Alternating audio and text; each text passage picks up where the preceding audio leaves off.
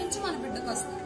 So మనం ఇప్పటి నుంచి అయినా, ఒకప్పుడు ఎట్టనో తెలియదు కానీ ఇప్పటి నుంచి అయినా కొంచెం పాజిటివ్ గా ఆలోచించడం, ఎదుటి వాళ్ళకి సహాయం చేయడం, మంచి ఫుడ్ తీసుకోవడం, టీవీలు, సెల్లులు, మ్యూజిక్ ఇలాంటివి ఎక్కువ వినకుండా కొంచెం తక్కువగా చూసుకుంటూ మంచిగా ఉంటే కడుపులో బిడ్డకు మంచిది. ఎందుకంటే తర్వాత వాళ్ళు ఎన్ని సంవత్సరాలు అంటే అన్ని సంవత్సరాలు అదే యాటిట్యూడ్ తో బతకాలి.